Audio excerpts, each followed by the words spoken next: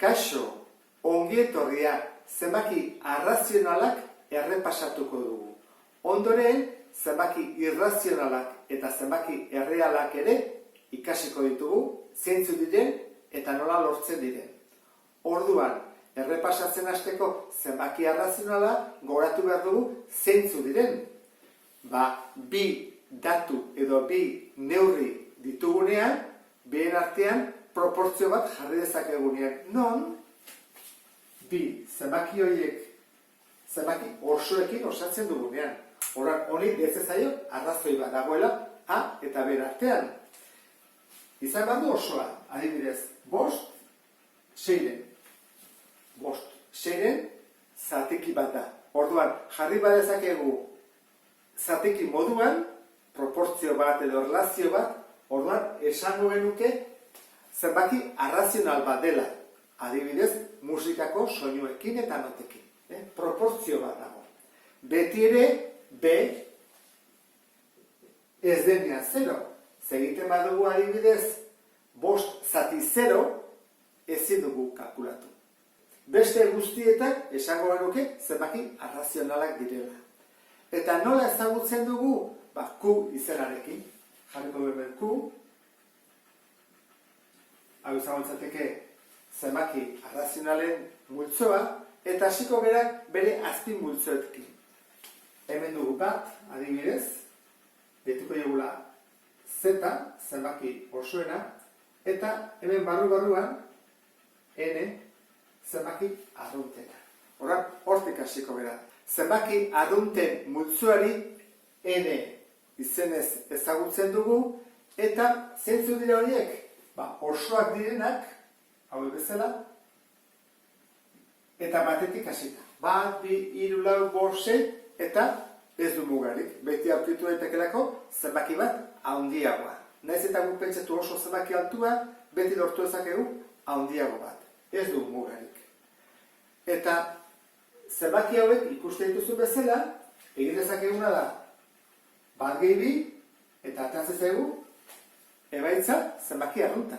Egiten badugu 4 bider 5, ateratzen zaigu emaitza zenbaki arrunta. Beti ateratzen zaigu arrunta, ezta? 3, 20. Bi propietate horiek baditu bere barruan. Eta ze gertatzen da Z-arekin? Z da zenbaki osoen multzoa. Zeintzu dira zenbaki osoak? 5 zenbaki osoa da. Eta 6 ere bai. Baina zergatik dago kanpoan jarrita? Batzuk daudelako hemen, adibidez hemen bali bago 1 eta 5 eta 6, hemen daude beste zenbaki batzuk osoak direnak, eta ez daudenak N multzoan. Zeintzu dira horiek? Ezkerretan joaten bagera, horra agertzen dira. 0, -1, -2, -3, -4, -5, eta horre mugarik ez dago. Orduan, N multzoa batetik hasten da, eta ez du mugarik, Z multzoak ez du ez hasirarik, eta ez bukaerarik. Jarriko dugu hemen, 0 adibidez, -1, -6, -8. Zenbaki oso guzti hauei zergatik esaten diegu zenbaki arrazionalak direla? Jarri daitezelako zatiki moduan. Adibidez, har dezagun 5. Eta jartzen badut. Zati bat, zatikia dugu. Orduan, 5 da N multzokoa, arruntarelako, osoa, Z-koa, eta zatiki moduan jarri daitekelako baita ere da arrazionala. -6kin ere berdina egin dezakegu. Nik hartzeko dut -6, zatiki bihurtu dugu. Hauen ezaugarria zer da jartzen badugu hamartar moduan? Gelditzen zaigu horrela. 5,0000000. Bere periodoa 0 da. Horrela jarriko genuke ez da? 5,0, infinito arte. Eta hemen, berdin, -6,0, infinito arte. Baina guk hau dugu erabiltzen. Bakarrik jartzen dizut gogoratzeko arrazionala baldin bada, beti periodo batean bukatzen dela.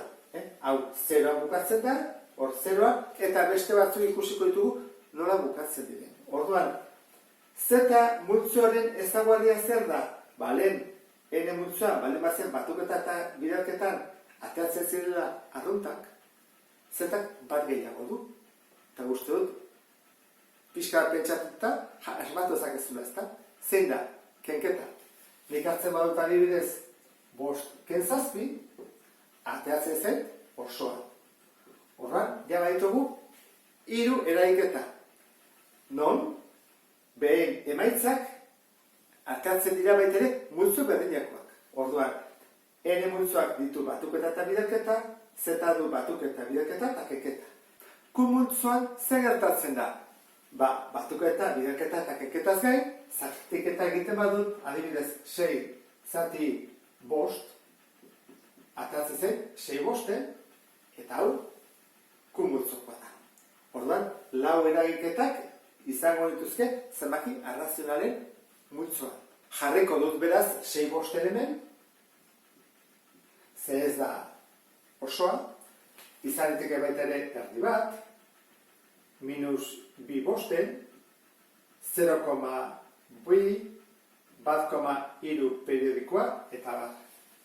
Orduan, zenbaki guzti hauek dira arrazionalak, baina ez osoak. Honela, zenbakien zuzen hau betetzen hasten da. Orain arte, hemen 0, 1, 2 eta tartean ez zeo zenbakirik, orain zenbakiak hasten dira ateatzen. Adibidez, 0,1, 0,125, 3 laurde, eta nahi ditun guztiak, eta hemen ere bai, betetzen hasten da.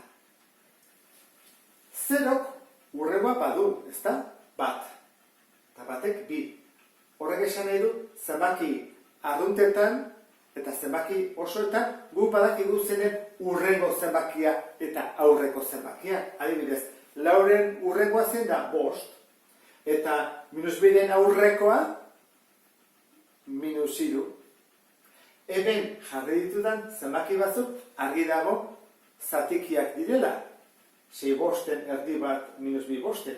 Baina hemen adibidez, 2 jarri ditut ez direla zatikiak.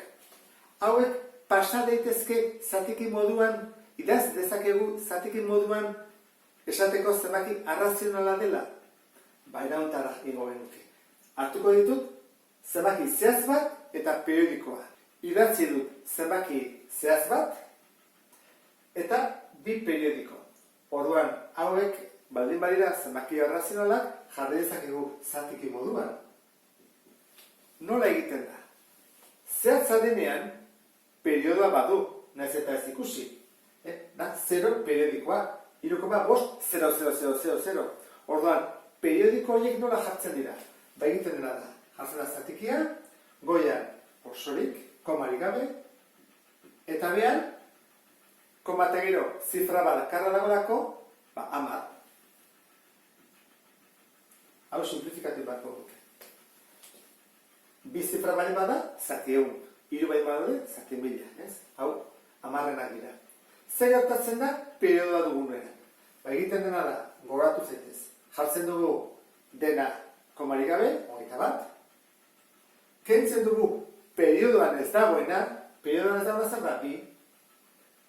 Eta orain, periodoaren baduan zifra bat dago, ez dugu jarriko 0a, jartzen dugu 9. Eta, gerituko ditzak gauke, 19. Hau orduan, zenbaki arrazional bada, ikusi dugu zatiki moduan jarri dezakegula, hau ere, zenbaki arrazional bat dela. Ikusi dugu, orduan, azkena. Jartzen dugu da 48, kendu behar dugu periodoan ez dagoena, 15 direla, eta izenatzaile bezala pixka bat zailagoa da. Zergatik, badugulako nahasia, ezta? Hau, periodoan dago eta hau ez dago. Orduan, periodoan dagoenatik 9 eta ez badago 0a. Kekete eginez, 153 zati 50. Hau ere, zenbaki arrazional bada. Orduan, gure ematen bari dute edozen zenbaki 10, guk sortu dezakegu bere zatiki sortzailea. Nondik lortzen den zenbaki 10 hori. Edozein delarik. Zer gertatzen da? Zenbaki arrazionalen ezaugarria zein da periodo batean bukatzen dela.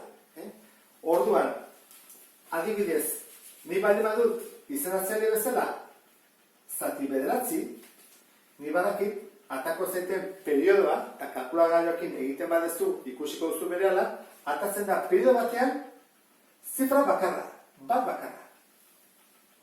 Eta egiten baldin badut, zenbaki bat zati 11, atatzen da periodo bat, baina bi zifrakoa.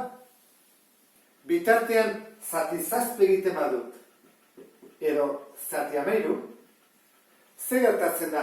Periodoa asko handiagoa atatzen dela, egin zazue, zenbaki bat hartu, eta egin zati 7, edo zati 13. Periodoa 6koa da, 6 ondar desberdin lortzen direlako. Bat, bi, hiru, lau, bost, 6 periodo. 6koa da. Orduan, honek zer esan nahi du? Zatiki bat baldin badugu, berdin zait, adibidez horrela jartzen badut, aterako zait. Zenbaki bat, hamartarra, periodoa duena. Eta ezpadu periodoak zesan nahi du, zehatza dela, bukatu iten dela, eta oteko horreak beti, 0 dela. Zenbaki arrazionalekin amaitzeko, ohar bat azaldu nahi dizut. Eta hau da, esan dugu lehen, zenbaki oso baten, edo arrunta baten urrengoa zein den badakigula. Adibidez, 5 urrengoa, badakigu zeitela. Eta urrekoa ere bai. Eta zer gertatzen da zenbaki arrazionalekin? Badakigu zein den urrengoa edo aurrekoa? Errepasatu ezagun. Pentsa ezagun hau dela 0tik batera. Handitu egin dut, hobeto ikusteko. Eta 10 sarritan egin dut. Hau izango izateke, 2 hamarren. Eta hau, 3 hamarren. 2 hamarren urrengoa zein da? 3 hamarren. Hala iruditzen zaizu? Ingo dugu gauza bat. 2 batu.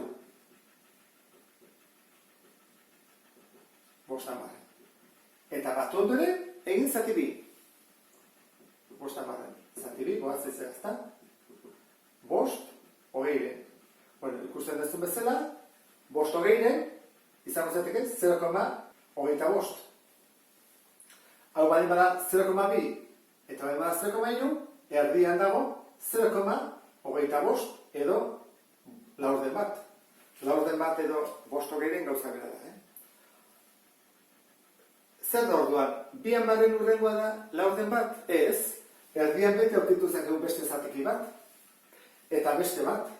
Eta beste bat, eta beste bat, eta ez du muga. Zein da, adibidez, 1,2, 3, 1, lau, 9 urrengoa. 1,2, 3, 1, lau, 9, jartzen dut 0 bat, toni bat, eta bera urrengoa, ez da? Ez. Jartzen dut beste 0 bat, ez da urrengoa. Badaude askoz gehiago. Gertuago denak. Kentzen diot, eta jartzen diot 0 bat. Hau da urrengoa? Ez. 0 bat jartzen diot. Urrengoa? Eta horrela. Etengabe. Ez dago urrengorik. Orduan, guretzako lehen baldin bagendun zenbaki aurrekoa eta ondorengoa, hemen zatikiak ditugunean ez dago ez urrengorik eta ez aurrekorik. Beti aurkitu dezakegulako bat gertuago dagoena. Horregatik esaten da multzo oso dentsitatea handikoa dela. Ikaragarria dela. Zerotik batean zenbat zatiki daude infinito. Eta batetik bira, ere bai, beste infinito bat, bete egiten da. Horregatik pitagorikoentzat, zuzen hau, hasiera batean behintzat, pentsatzen zuten zenbaki arrazionalez bete daitekela.